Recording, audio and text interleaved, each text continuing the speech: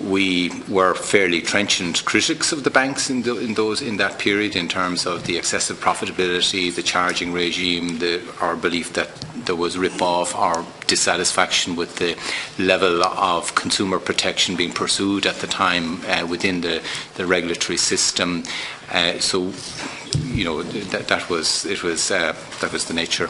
Would you have had? I'm talking here now about the very brief time before the actual night of the guarantee. Let's say September.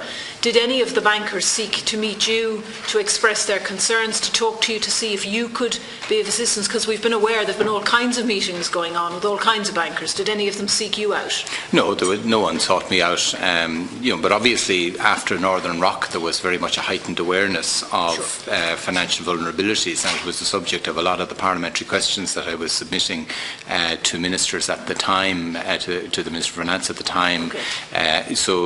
There was a heightened awareness of this issue. That's fine.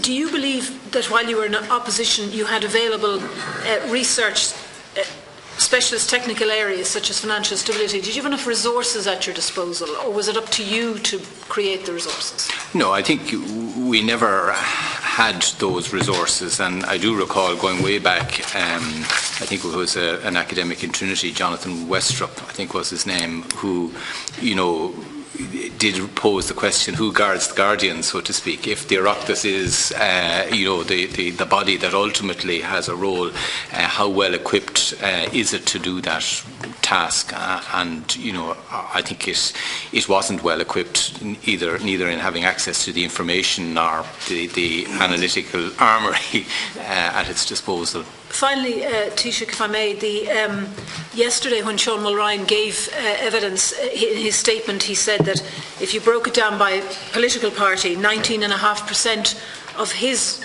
disclosed political donations were given to Fine Gael, and I'm wondering, are there any other property developers that you're aware of that you can name that would have made any donations to you? And did you ask property developers? Because I think he said, well, that he gave money when he was asked.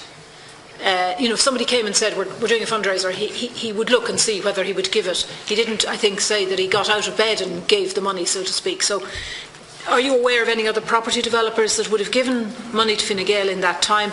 And did Fine Gael actively seek donations from that sector? Well, as I said, Senator, the vast majority of Fine Gael's funds have come and always come from our national draw. And from my time as leader, anybody who wanted to participate in any social fundraising activities, such as applied in those early years of golf classics or whatever, could do so. I didn't go on a campaign of asking developers or anybody else to say, please give me money if they wanted to participate in a golf classic. Well then, fine, all those things would have to be in accordance with the regulations of SIPO. But because of all of that perception and everything else, we put an end to all of that. If a deputy wishes to hold a golf classic now, they're of a very minor nature, and they have to be authorised by Fine Gael at national level. So if somebody wanted to hold a competition in Sligo, Donegal or Kerry or wherever, they'd have to have express authorisation to do that. So you don't recall any other? No, I don't. It's been answered. I've never been on the trail of developers or contractors. Deputy Michael McGrath. Thank you, Chair. Very welcome, Taoiseach and Minister. Taoiseach, in your witness statement, you state, as evidence, as you put it, that Fine Gael opposed the main strands of government economic policy, that Fine Gael voted against the budgets between 2002 and 2007. Now, I have to put it to you, Taoiseach, is it not the case that Fine Gael voted against those budgets, not because you were arguing that government was spending too much money, but because Fine Gael was arguing that government wasn't spending enough money on different areas of public services? Well, of course, as a political house, as Deputy McGrath well knows, and make your political points. But for me, politics is first and last about people, and you cannot deal with those on the margins, or those who are vulnerable, unless you have a functioning economy. And I go back to the point, Deputy McGrath, indeed before your time here as a member, in respect of benchmarking, in respect of the decentralisation programme, the excessive waste, the lack of scrutiny, the extension of tax concessions by the Department of Minister of Finance, just like that this was not the way to go, and that you needed a more controlled, more examining structure, so that if you had a functioning economy, you could actually deal with those who were clearly out on the margins, vulnerable. You are critical in your statement, for example, of the growth in public spending of €23 billion between 2002 and 2007. Yeah. So apart from benchmarking, which was, I think, in the order of €1.3 billion, specifically, what other areas of public spending which were significant did Fine Gael oppose at that time? Well, we had a long campaign in the Dáil about the so-called apears project. I think I call it PayPal earlier on. My apologies to PayPal, Chairman.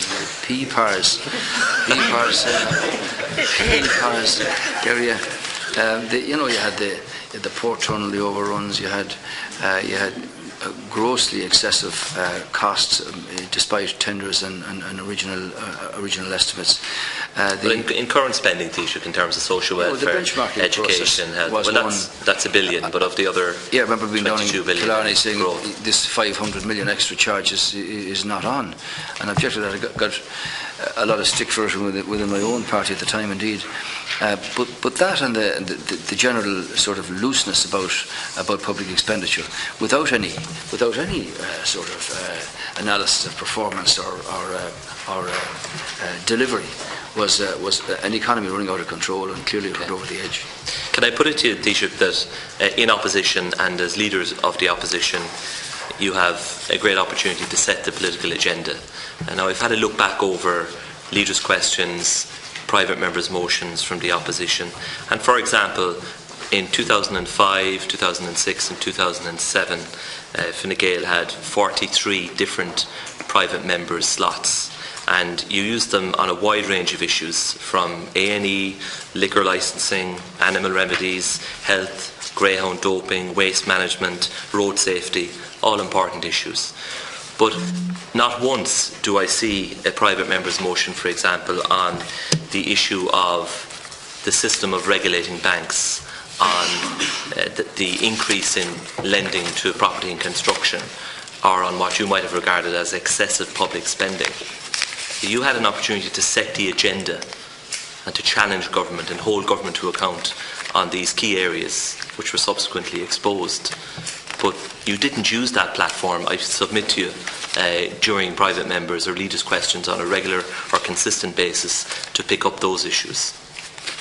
Yeah, well, I'd make the point to you, Deputy McGrath, the private members' business in the structure of the Dáil is one element for political parties to raise issues of either national or more local importance. I'm not sure where the greyhound doping business came into the private members, but it is of interest to some. But obviously, both in my position as leader, and obviously with Minister Bruton's position as financial spokesman at the time, you had other opportunities by way of priority questions, the presentations in respect of the budget. If you look at, I think about 184 press releases from Minister Bruton, they were all about competitiveness, about effective spending, about analysis of that, based on getting back to where we were at the end of '97, export-led growth, so that you could create jobs and people obviously could benefit from that. So I mean, the private members' business is an opportunity for parties, and obviously backbench deputies and frontbench deputies want to raise issues that might be of more local than national importance. So from our point of view, you've had the opportunity and different operations and a specific focus through the spokesman on finance on dealing with the issues of regulation. And Deputy Minister Bruton met with the banks on occasion to discuss that and pointed these things out consistently in budgetary contributions about the growth in public spending, the focus on the housing and property construction sector, and where that was actually going to lead us to. I did the same myself in 3, 4, 5, 6 and 7 in terms of budgetary contributions. You said that in the approach to the 2007 general election that Fine Gael accepted the independent economic forecast by the Department of Finance and the ESRI, for example.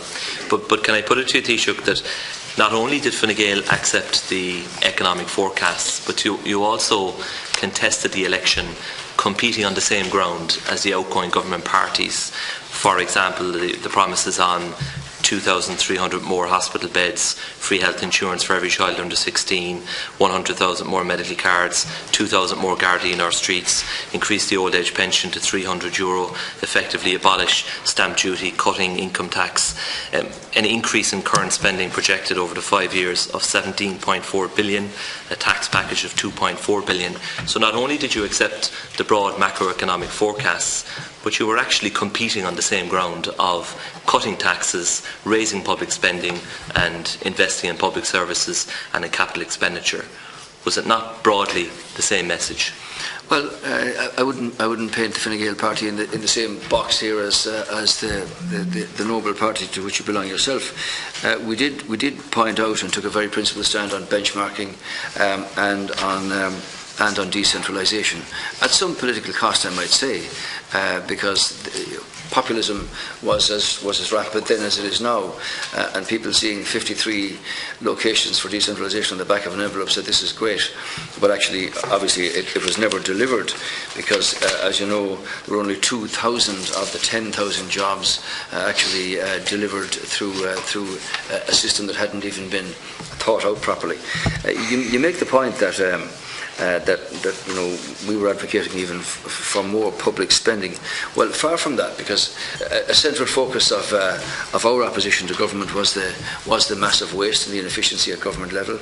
Public spending, as I said, being increased without any reforms in the public service and the budget process to ensure delivery for the people.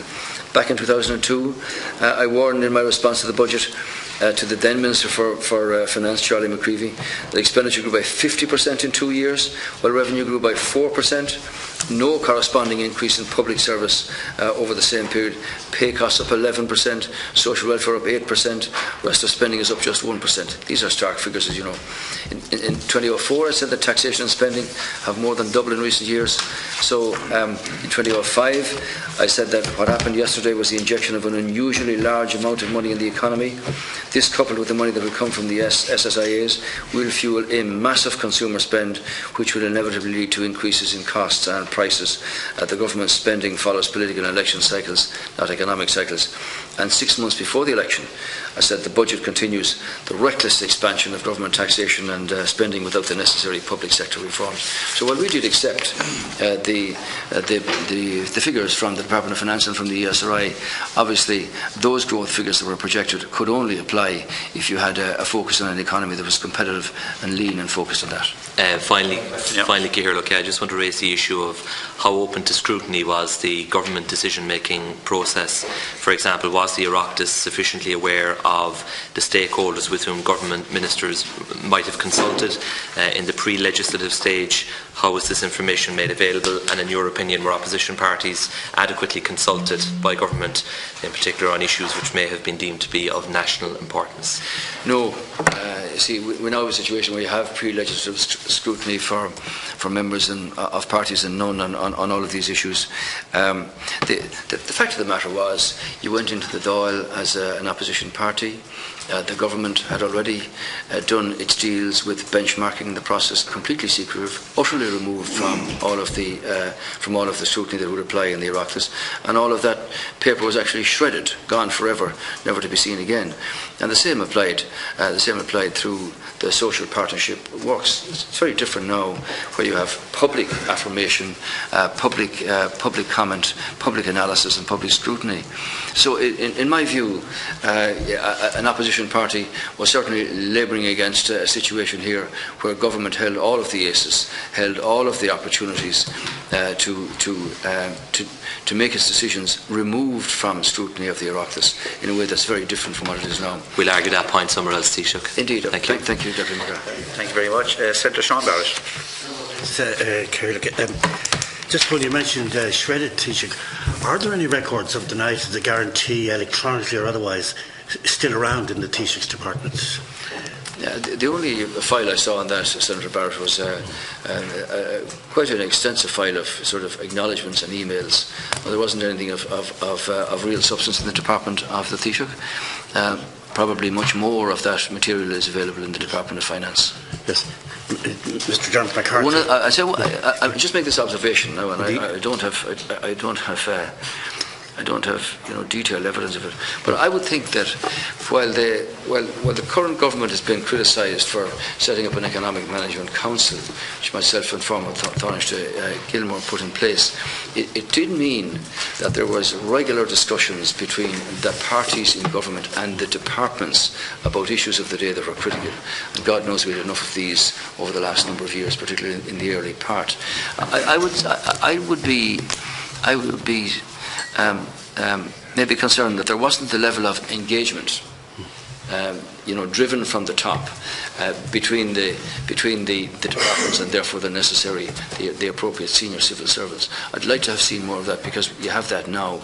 If there's something going on, people are always engaged to kind of deal with the challenge or whatever the issue might be.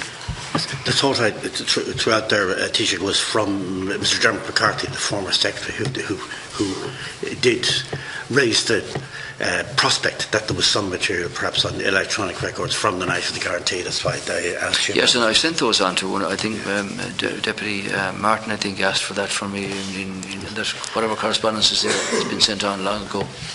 Thanks, Taoiseach. And at the top of your page 5, in your introductory remarks, you said the absence of any requirement at the time to conduct and publish cost-benefit analysis on tax shelters and major infrastructure projects, and to subject all major expenditure programmes to regular review. And indeed, Mr. Bruton says questionable project selection. Can we bring forward the Government Economic Evaluation Service and have it feeding into Parliament and informing the decisions? And in particular, could this inform the capital expenditure programme that's imminent, I think, in a matter of months, that it should be soundly evaluated rather than based on historical documents left around departments or people pushing their own pet projects? Well, you're aware of all the way that budgets were always drafted for years, where secrecy always applied, and the Minister for Finance of the day came in and read out the budget of the House. The Spring Economic Statement, which is introduced now by the government, sets out the parameters of the budget, and we're not going beyond that. That's a 1.2 to 1.5 billion range, divided on a 50-50 basis between both the Minister for Finance and the Minister for Expenditure, and government obviously will reflect on that.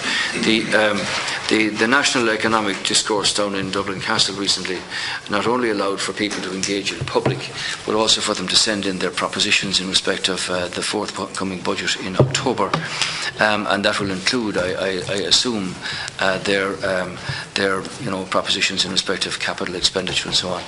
So the capital programme will go out ahead for a number of years, will involve considerable expenditure, and clearly there are some issues that must be dealt with.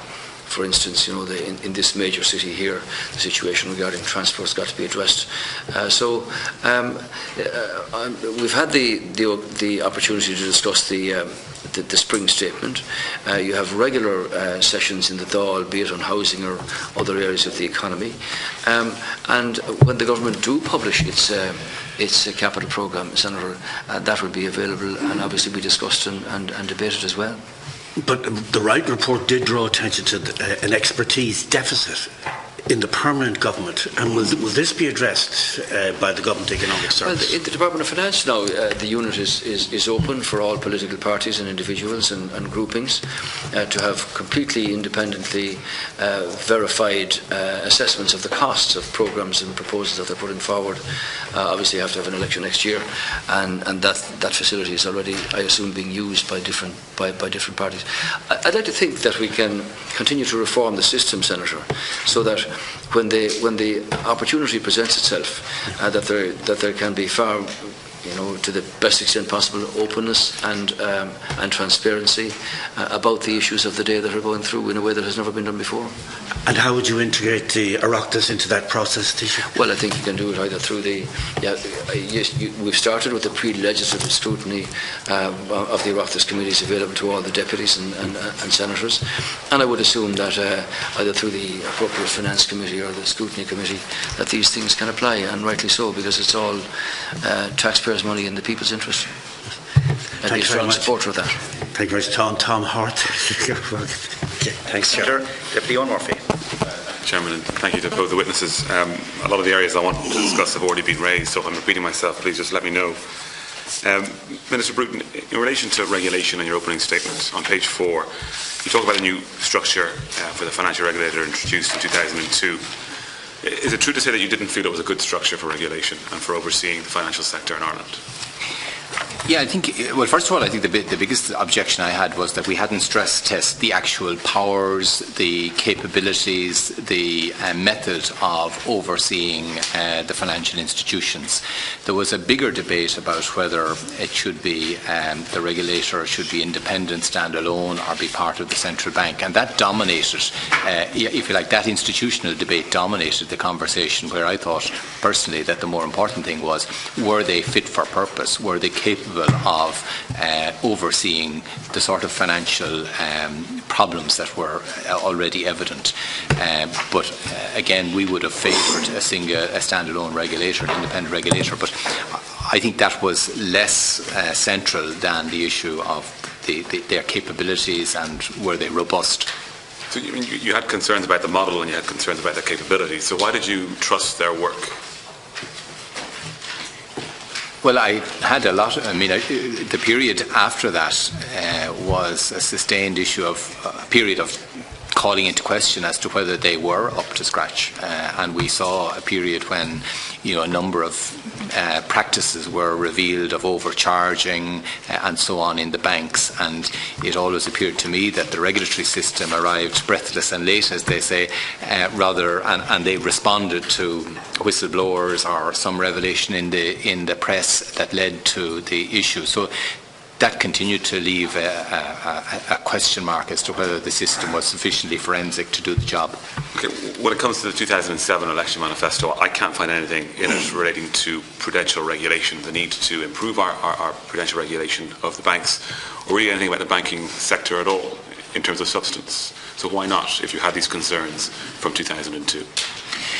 Yeah, it's a valid point. I suppose we didn't have a detailed, if you like, alternative scrutiny mechanism for overseeing banks, and our policy at the time in 2002 was we needed a robust evaluation of how fit for purpose it was.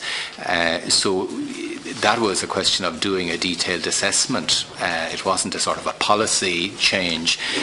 Personally, I'm not sure that structures were at the source of the problem. It was the lack of forensic investigation, the rather cosy relationships that were there, and so on. Those were the weaknesses. So what was, Fine Gaels' reaction then to Northern Rock? Again, the concerns are there. Northern Rock happens. It's queues in the streets in Dublin. Did you approach the financial regulator or central bank directly?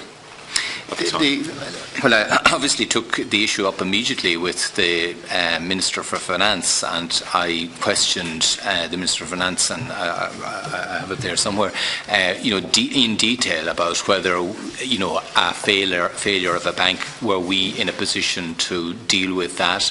How confident was he that there were no such vulnerabilities in our system? Had we the proper powers and capabilities in place? So those questions were asked, and they were indeed also asked of the central bank and the regulator, the assurances were given that they were. But there was no way, excuse me, for the Oireachtas to directly scrutinise their work or hold them to account? No, obviously we didn't have access to the financial institutions, and I think, as Senator Susan O'Keefe says, we probably didn't have the forensic, well, perhaps Deputy O'Donnell did, but we didn't generally have the forensic capabilities of investigating, even if we had them, but we didn't have them. Taoiseach, did Fine Gael know about the dangers to the economy going into the 2007 election? Did it see the risks ahead in terms of the banking sector and the property sector?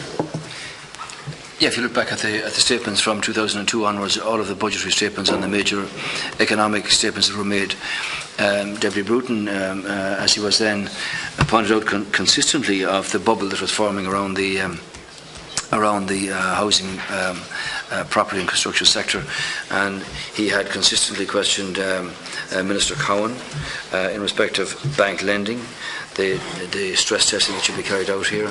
But let me go back to the dangers that we were pointing out consistently of benchmarking, of social partnership, of overruns, of inefficiency, of a situation where you were not getting the value for money and that people actually needed in respect of what they were spending. I pointed that out consistently. I don't mean to cut you short, so I'm short on time myself. I'm talking though about 2007 and the opposition and Fine Gael as the main opposition party going to the people. Did it raise, did it actively decide not to raise the dangers of the economy or the potential risks that were coming down the line as part of that message to the people that goes on in the campaign? Well, we did actively point out that we were heading in the wrong direction and that we needed to get back to a point where you were lean and competitive, where you were export oriented, but you were never going to be able to deal with the social consequences of continuing to have public spending increasing at the rate that it was, of borrowing to continue to do that, and therefore putting your vulnerable elements of your society in really serious difficulty. So our thread right through from 1997 was you had a functioning economy, competent management of that economy, and therefore the opportunity to spread the fruits of that economy to where they were needed most with vulnerable people. And in opposition, it continued for a while until the focus became on the property sector in particular. So in 03, 04, 05, 06, and as we prepared for 07, Fine Gael had consistently pointed out the dangers of where we were. Okay, we have the liquidity problems in the banks then coming to light in 07. We come then into September 2008, and looking at the Dáil records immediately after the night of the guarantee, we see Michael Noonan in the Dáil questioning the solvency, the potential risk to solvency of the banks. Why didn't Fine Gael as a party put that position forward, and why did Fine Gael come to support the decision, the guarantee? Did you consult with Labour, and what did you make of their decision not to support the guarantee? Well, as I said, when the question of the guarantee came to me first of all in the morning, my response was you needed a functioning banking system as the lifeblood of the economy, and the guarantee that was being put up by the government at the time, we needed to know the conditions of that. Obviously, Fine Gael took a view here that we would support the banking guarantee for that reason. That the economy and business and trade is where you need to be, and obviously the issue was argued in the Dáil. I remember the question that Deputy Noonan asked in respect of liquidity or solvency. We supported the business though that we'd be able that banks would be able to open the following morning. That there were 3 substantial buffers totaling 80 billion. That would be called upon before there would be any exposure to the taxpayer. That was shareholders' funds, ECB funds, and a future levy on the banks, similar to the insurance levy, which in the words of the Taoiseach in the Dáil said would pay for the difference through a levy over time rather than expecting the taxpayer to do so. Obviously the situation has changed now following the discussions in Europe. And secondly, that the government would return within 3 days with details of the new regulatory scheme that would govern the banks in the post-guarantee world. We also sought, from our point of view, through Minister Bruton, amendments and assurances in relation to the that the regulatory system would be improved substantially, that there would be more detail on the powers granted to the Minister under the Act and how we plan to use them to create an improved regulatory situation, that the guarantee would cover deposits and bonds and not other obligations that were introduced into the Dáil debate, that there would be restrictions on payment of dividends and on bonuses, that there would be improved oversight with 3 people appointed, nominated by the Public Accounts Committee, that there would be representation by the government on the boards of the banks covered by the guarantee, that there would be codes of practice for risk committees, and there would be importance of continuing to keep credit flowing into the economy. So there were the reasons we took the view that you needed a banking system that functioned, therefore you needed to... Wrap up, Deputy, because you're over time. Thank you, Chair. Just then, if you felt that was the responsible position in terms of the Oireachtas, in terms of opposition, what did you view then of Labour's position not to support the guarantee? Well, obviously, the Labour Party were perfectly entitled to make their view as a political party on where they stood on it. I think Labour wanted to see, all of the details before they would make a decision on the guarantee, and obviously Fine Gael took a view that this was a real emergency here, that you were in a really difficult position, that you needed a functioning banking guarantee system and banks to be open the following morning. I mean, I said this publicly before. Very shortly after the election, of which my own government was elected, we were told that you were very close to the edge of that precipice. That it might be akin to what you've seen in Greece recently, in terms of liquidity and capacity for people to draw money from banks and do business. So we took the view, this is a real emergency here. These are the things that we look for. There were elements of the guarantee, the buffers that were in there, as I've said, the return of the Minister within 3 days with new regulatory powers and all the rest of it. But Fine Gael took a view as a political party. What are you going to do here? This is a really serious situation. So we supported the guarantee. Obviously, the Labour Party were quite entitled to do so. But were those views taken? I mean, did you support the guarantee with those views taken on board by the government, or regardless of whether they were taken on board or not? No, we wanted these things put in place that would give far greater scrutiny, far greater authority to the Minister for Finance. And those details would be important from our point of view. But the immediate crisis was that there was an 80 billion 3 buffer zone here, and that the government would come back within 3 days of the details of the new regulatory regime to be outlined in the House by the Minister for Finance. Senator Mark McSherry. Thanks, Cahirlock, and just to say that was 12 minutes. I have 5 questions that I wish to ask, and the first 4 of those only require a yes or no answer. They're all for you, Taoiseach, and the last one might require a little bit further. I'd ask for the indulgence of the Chair. Can I ask you, Taoiseach, yes or no, that in your pre-budget considerations, commentary, proposals, or indeed manifestos in the relevant period, did you ever propose expenditure cuts and tax increases? Yes. Can you give examples of that for us? Yes, we've done this now with broadening the tax base in respect of property charges and water charges. No, I'm talking about the relevant period, in the run into the election in 2007. Yes, is the answer. We proposed expenditure cuts, particularly. In what? In relation to the benchmarking process, in relation to the whole idea of what was coming through. And what portion of the 17.4 billion increase in current expenditure outlined in the Fine Gael manifesto, how could you say that that constitutes a proposed decrease in expenditure, Taoiseach? Well, the position was that we accepted the figures for growth from the ESRI and the Department. You were proposing the reduction of tax to 18%. How could that be constituted as an increase in taxation? You're asking me 5 yes or no answers, and you're making... No, but it's just I've watched an element of, political manoeuvring over the last number of questions, and I just want to get specifically to the facts. Sorry. The first yes or no answer is that yes, we did propose cuts in public expenditure. But just not in the manifesto. In social partnership, in proper analysis of major infrastructural overruns, and in a situation where there was no scrutiny or delivery in terms of what people were expected to for their money. The answer okay, I'll move on there. Taoiseach, how is it credible for you and your colleagues, with clean hands, to criticise the previous government on expenditure and taxation when you call for more expenditure and less taxation? I mean, how is this credible? I mean, would your policies of the day not have led to an even harder landing in the crisis? I've dealt with those questions. No, yes or no? I'd like it again, because I mustn't have been listening. I'll afford you plenty of time, Senator. There'll be no difficulty there. Taoiseach. Thanks, Chairman. Well, we've dealt with that question earlier on. That I don't accept that the model that we were following here is an economic model where you had competitiveness central to what you do. You had a lean focus on value for money, and we repeated that on so many occasions.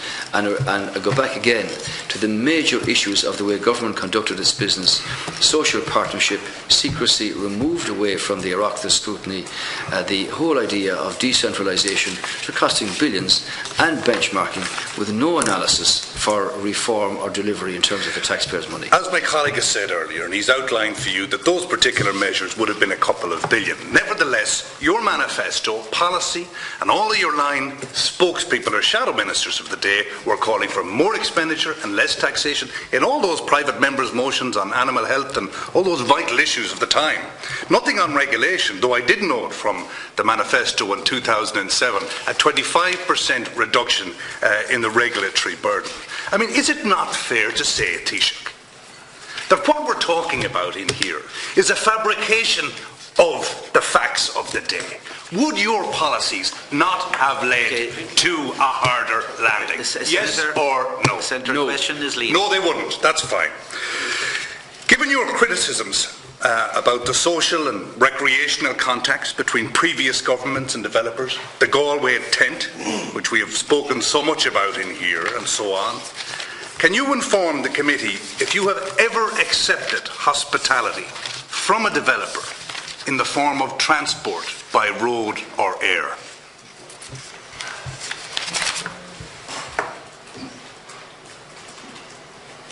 What do you mean by road? You mean getting a lift from somebody? I'll ask the question again. Did you ever accept hospitality from a developer in the form of transport by road or air? Oh my God, Deputy, I've travelled so many places by road and air over the years. Tell me what you're talking about. No, I'm merely asking the question.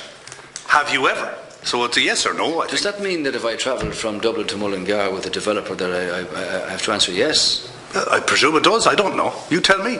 Did you travel with developers? Did you travel with developers? Did they give you lifts? Did they bring you on planes?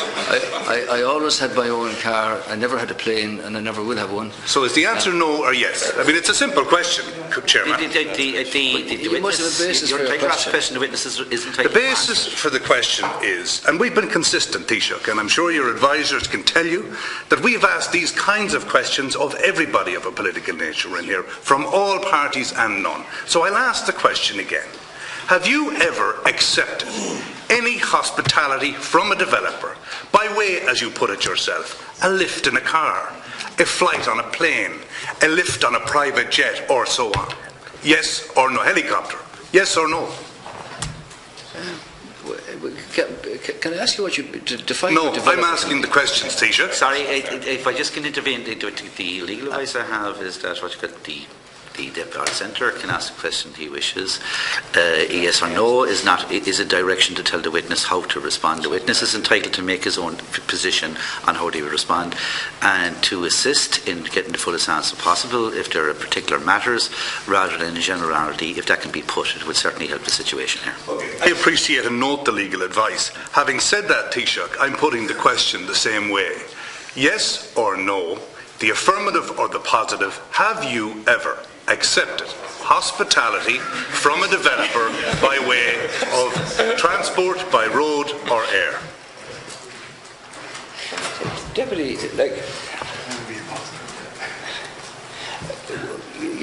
during the course of my time as opposition leader, we would have hired transport, air transport occasionally, to get from one part of the country to the other. I have never gone around asking developers, saying, would you give me a lift here, there, or everywhere. I've always tended to have my own transport. And I can be clear on this, I have never sought hospitality or transport from a developer for that purpose. Like, this is, you know, if I say to you, I travelled 200 yards in a car with a developer, what do you mean by that? Is this a contractor who builds 5 houses or 200 houses or 5,000 houses or whatever? The question is ridiculous. If you have an issue, then you should tell me directly. Chairman. Because, I mean, the question is ridiculous? Yeah. Well, I've travelled on surely I can have the protections, Chair, and the legal advice to the committee. I've given my legal advice on this. The question has been made. The witness can respond to it, and unless we can move into a specific on this, I don't know. I think we will just be in a circular place on it. Chairman, I would assume that the senator, in asking his question, is perfectly entitled to ask the question. That obviously he's got some basis for it. Let me be quite clear to your committee. I have never been in the business of looking for hospitality or transport from people by air or by road. We've tended to travel on roads. We'll move on. I have 2 further questions. Taoiseach, isn't it true that from the outset that you have potentially endangered the integrity of this inquiry by loaded comments about, to quote you, the axis of collusion between Fianna Fáil and the banks? No. Okay. Final question. Why did you change the configuration of the original committee when the government did not secure a majority? That was because of a decision taken by the Senate, of which you were an esteemed member yourself, and obviously regularised the position from what was originally intended. Did you contact the leader of the Senate from the United States, where you were on a trip at the time, and say to him, take McSharry out? I would never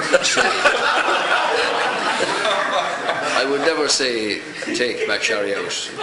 I've had many discussions with your good father about politics and the west of Ireland and all the rest of it, and far be it from me to attempt to make a decision that people have as their democratic right at the end of the day. What I did want to do was we had set up and this is very you're an independent committee, to set it up with a particular structure. That intended structure was somewhat changed by a decision in the Senate, and I just wanted to put it back to what was originally intended.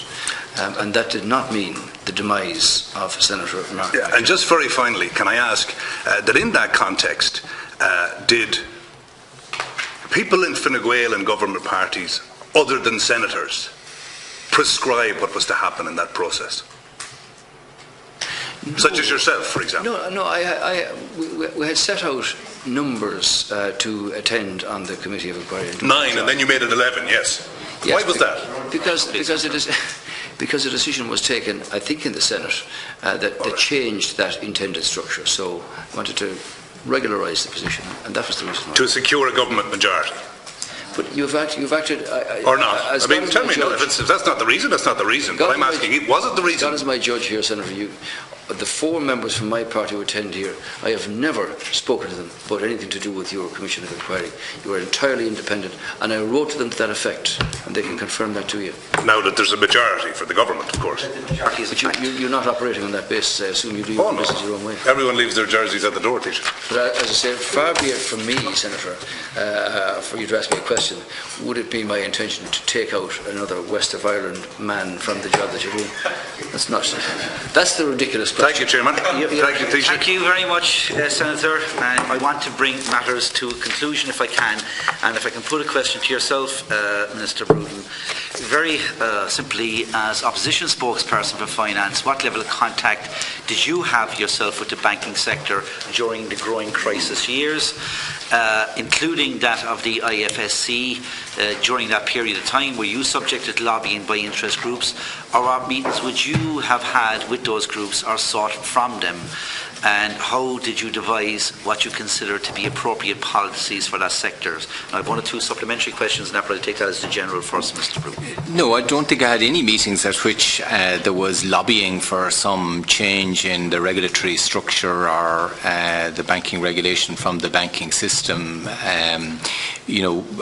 I developed most of my policy from talking to independent economists, academics. That was really the source. To to provide some outside insight into this system. And that's where, a lot of our critique came from. A lot of the evidence of excess profit taking within the banks came from outside independent studies. So, no, there wasn't a big lobbying campaign going on, and we introduced no measures to favour financial institutions in respect of them. One of the propositions that this inquiry will have to will test and has been testing is the following: that principles-based regulation was a universal framework in which all OECD countries and associated operated within. But a proposition could be made that light touch regulation was an interpretation of it in this jurisdiction that made principles-based regulation as day-to-day operation somewhat different. And that the establishment of the IFC created a particular dynamic around that everybody wanted to see the IFC succeed, and a message had to be sent out to that sector. Were you somebody who promoted during your term in opposition as a finance spokesperson that Ireland was a place to come to where you would get soft touch regulation or light touch regulation? No, I played no such role in opposition. I was not part of any promotion of the IFSC. Good, bad or indifferent. I think, to be fair, though, the regulatory failures were not in respect of the international financial institutions. By and large, the regulatory failures were, bog standard domestic banks was the problem that prevailed. I think, principled regulation without a credible threat of discovery and enforcement doesn't work. So that's where the weakness was. There wasn't a credible threat of discovery and enforcement, and I think that's where things came unstuck in terms of the model that you're talking about. Okay, I had one or two other questions, but Senator McSherry actually took them for me, so I'll actually move on to the next ones.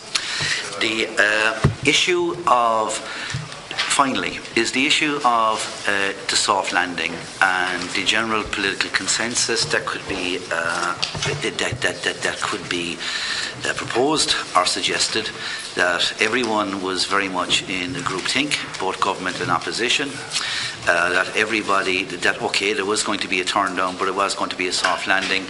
And I know as Minister for Finance that you would have access to finance to senior finance officials. That would be a common practice in opposition during that time, and any opposition spokesperson would have access to the General Secretary of a given department. This committee has yet to establish whether there was any evidence of a soft landing within the Department of Finance. Did you ever test that evidence to go and see if it was there? Well, I think our belief was, we weren't economic forecasters, so we accepted finance and ESRI forecasts that prevailed at the time, but it was certainly our view that in order to realise that sort of growth, you had to retool your economy very considerably. And a lot of our emphasis was, how do you address the vulnerabilities that we had seen build up in the economy? So our focus was, we need to fix a number of things to sustain that progress. We weren't forecasting a hard landing. We were saying, we have allowed vulnerabilities grow up here. We need to manage those vulnerabilities in terms of enterprise, or restoring our export base, addressing our competitiveness, and that was the focus of our approach. I'll return to the root of my question, though, Mr. Bruton. As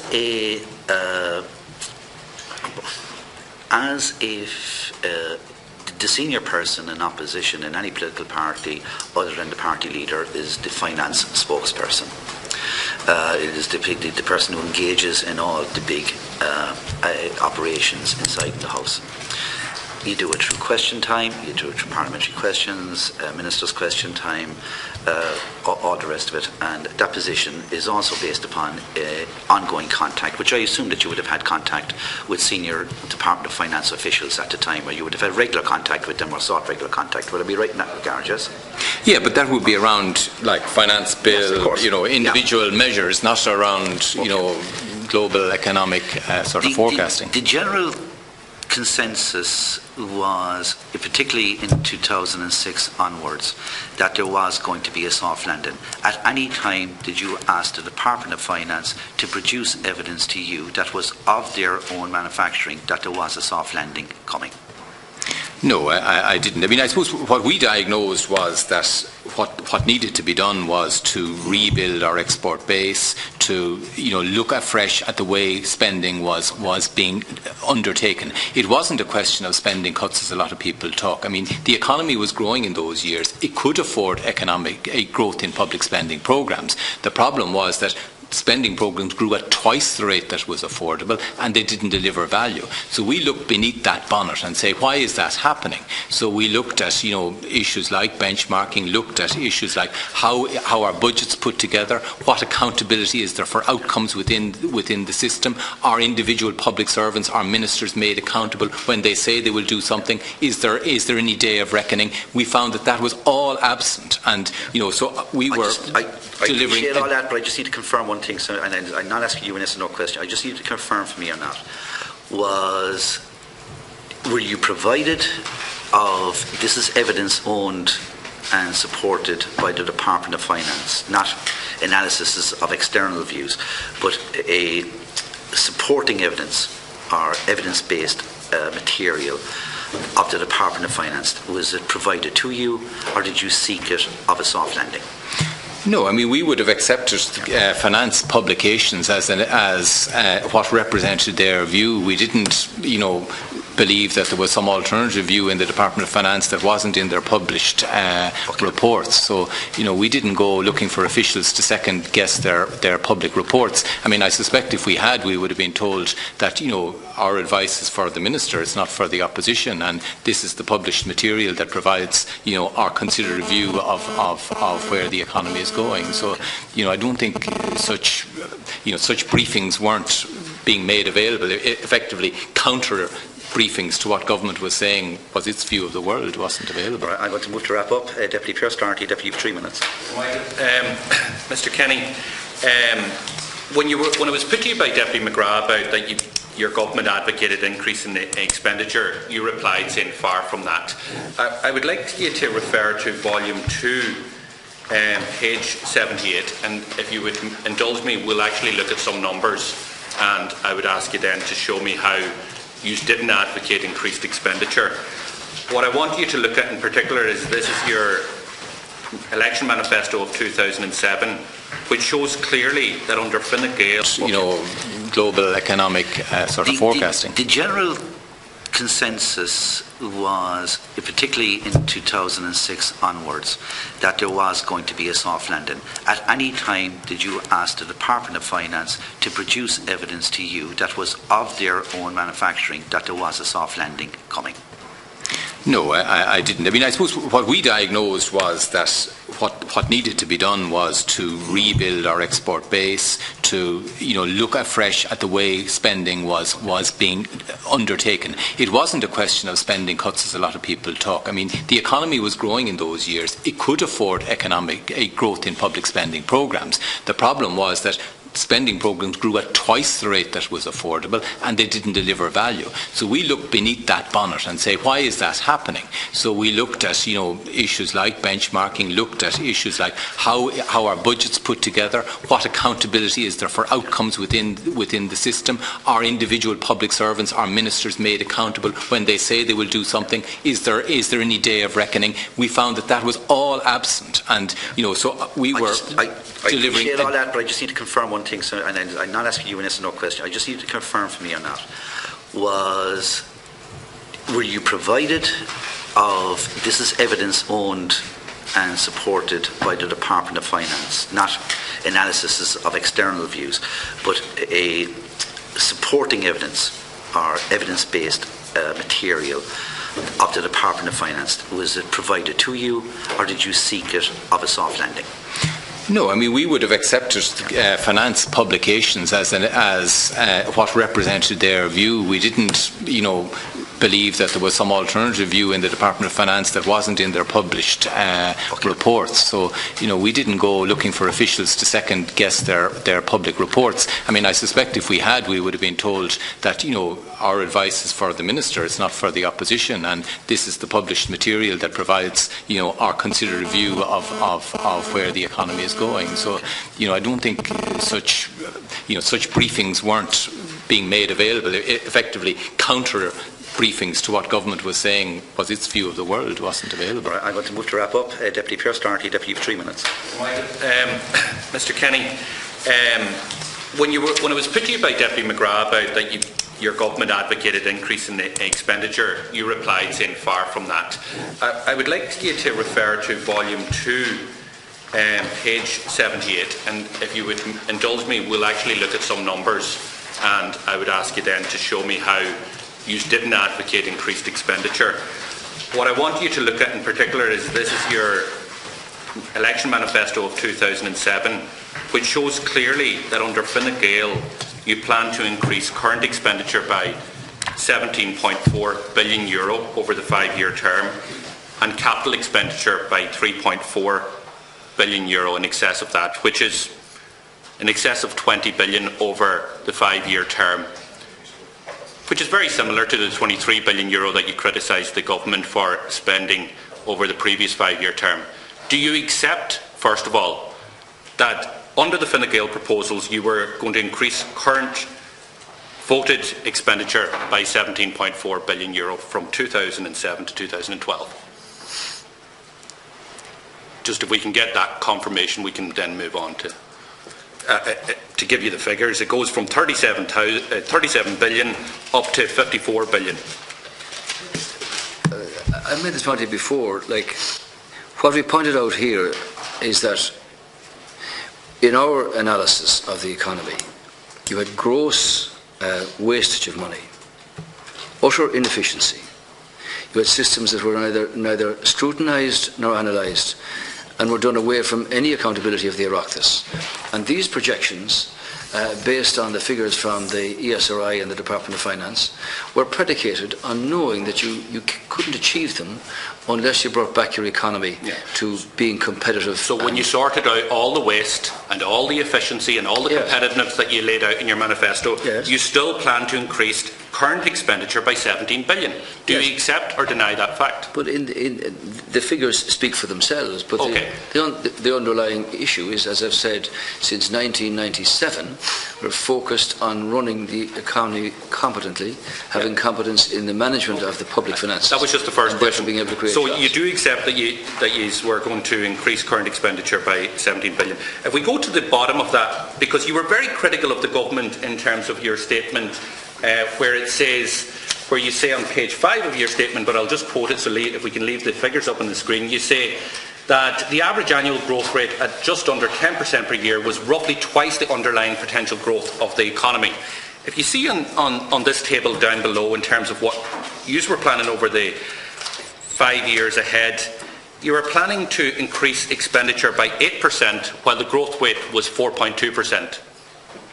Would you agree that that was exactly what the government had done the previous 5 years, where the growth rate was 5% and they increased expenditure on average 9.8%? No, I don't accept that, because we had a very different financial model here. Okay, I'm not talking about the financial model, I'm talking about the numbers.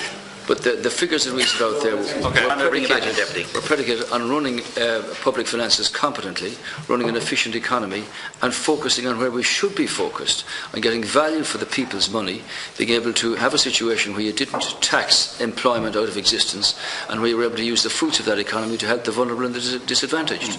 So that's not in those figures, but that was the principle and the thread running through Fine Gael's economic policy since the 1990s and before. And as I said, if that had been applied right through the 2000s, we wouldn't have ended up in the mess that we ended up in. But if that was applied, what is happening at this point in time, even to your policy, you wouldn't be able to implement that. But I want to go back to the core points here. The point I've made in looking at the figures, and let's talk about the figures, Taoiseach. What Fine Gael was advocating at that time was to spend twice of what the growth rate was in the economy. The growth rate you were projecting was 4.2%. You were increasing net voted expenditure by 8%, which was what the previous government had done for the 5-year previous, where the growth rate was an average 5%, and they increased net voted expenditure by 9.8%. Do you accept that is what you were planning in terms of the macroeconomic figures? I accept that the programme for the manifesto speaks for itself. But I've already said to you that is that a yes or a no? Just sorry, maybe the time, Deputy, to respond. Fine Gaels' philosophy was to deal with cutting costs and running the business far more efficiently. We had proposed indirect links capped on charges from state bodies. We had proposed a 25% cut in government-imposed red tape. We had proposed a national skills and up-training for 100,000 workers to be able to cater for the changes that were coming. We had proposed a new network telecoms so that people would be able to do their business in any part of the country. And we had proposed serious powers for regulators to reduce costs in regulated sectors like energy and telecoms. And so the figures... but I'm not at a supplementary, I'm actually at the original figures question. Were predicated, the Taoiseach can read the entire 90-page manifesto if he wants. I want to focus into 2 lines and 4 numbers. And the question is very simple, because the document doesn't speak. You're the Taoiseach, and I want you to confirm, is the interpretation that I have of the document is that the Fine Gael plan in terms of expenditure over the 5 years was to increase expenditure at a rate twice of what the growth rate was in the economy, which was in line with what Fianna Fáil had done in the previous 5 years, where they increased expenditure twice in line of what the growth rate was in the economy. I repeat for you again, Deputy Doherty, if Fine Gael had a very different economic model than Fianna Fáil. And in accepting the predictions or the projections from ESRI and from the Department of Finance, we understood that you couldn't achieve those rates without having a competitive, focused, regulated, scrutinised and accountable economic system. And that's what our model was. It was right through from 97, right along in opposition, and now in government we're implementing more of what should have happened back in the mid 2000s. There's been a lot of some of your previous comments have been put to you in terms of this inquiry. I'll put another quote from you where you called on people to stand by the Republic and assist the inquiry. Can I ask you to assist me in the question I have? Do you accept that the Fine Gael, and I'm not talking about your economic model. You're drifting out of... I need to make an intervention. I don't want to do that. So can I get you to ask a question? Well, I would. If you can, I'll ask the question if you can get the Taoiseach. Okay, fair enough. If that's... Okay, 1 second. I assist both you and the witness. So I want to, because I'm putting it to you that you've said that far from increasing expenditure, you did the opposite, right? So I want to make this point, and can you answer, please, the point I'm making? And if you need clarification in terms of the question I'm putting, maybe seek it. Do you accept from the 4 numbers that is on your screen from the Fine Gael election manifesto that Fine Gael were planning to increase expenditure at twice the rate of what the projected growth was in the economy, which was in line with what the previous government had done in the previous 5 years, where they increased expenditure at twice the rate of what growth was in the economy? Well, it's not right, because the figures are the figures that were adopted by the Fine Gael Parliamentary Party in the 2007 Fine Gael election manifesto. Those figures are the figures that were adopted by the Fine Gael Parliamentary Party. But the Fine Gael economic model was vastly different from what Fianna Fáil had proposed and were implementing. And your comment that this was the same as the Fianna Fáil Party is just not consistent with reality, because we had consistently from 2002 onwards pointed out the dangers to the economy, the necessity for having accountability, regulation, value for money, efficiency, competence in running a national economy, and that was not in any way evident in what the government of the day were at. Thank you. Deputy O'Donnell, to wrap up, please. Taoiseach and Minister Broughton, if you had been elected as Taoiseach in 2007, Mr. Kenny, what would you have done differently in terms of dealing with the banks and the bank guarantee than was done by the government of the day? Well, we'd have implemented the propositions that Fine Gael had put forward, and obviously a great deal has changed both at home and abroad in terms of bank and bank structures. Clearly, as I pointed out, Deputy O'Donnell, the situation where you had a seamless evolution from being in the Department of Finance to being in the governorship of the central bank without any difference of opinion or allowing for that, that's all changed. And from 2002 right through to 2007, 2007, the warning signs were indicated by Fine Gael at every opportunity, and particularly in respect of the budgetary contributions made by myself and by the spokesman on finance. But obviously, people made their choice in 2007, and despite the fact, Deputy Donald, that people knew and were well warned about the cracks that were appearing in the Irish economy, they made their choice and almost gave the government of the day an overall majority. I suppose the situation insofar as being populist is concerned is still around. But clearly we've learned lessons since then. If Fine Gael had been elected in 2007, it would have tried to rectify that position. I would have preferred if they had been re-elected back in 1997 and it would have never risen in the first place. Mr. Bruton, in terms of the approach to the banks, in terms of the guarantee itself, what difference, looking back now and reflecting your period in government, what different of an approach would Fine Gael and government have taken in terms of putting a bank guarantee in place and the approach? Well, I think, going right back to 2002, we were very critical of the regulatory system that was being put in place. We did not think it was fit for purpose, and that was sadly proven right over the subsequent years. So we were right to call at that time for a detailed review. And when it came back through the subsequent years, when enforcement powers came back for consideration again, we raised that issue that there hadn't been a proper stress testing of the model. And I think that was proved to be a serious vulnerability. Obviously, when the guarantee, the bank collapse started, as we've outlined, the Taoiseach's outlined in detail why we supported the guarantee, you were at a point where you feared a run on the banks, you needed to protect depositors, but we raised all of the right questions about whether, was there an adequate buffer and could this impact? I think as soon as it became clear that this wasn't just a liquidity issue, it was a solvency issue, we strongly advocated that within each bank there should be the separation out of a bad bank, which would have left the shareholders and the bondholders holding, if you like, the assets that were questionable, and they would have to recover from those assets as best they could to recover the value of their shareholding and their bondholding. That was clearly the model we advocated, the separation of good from bad. That wasn't done, as you know, but that was the position we took, and I think we were right in that.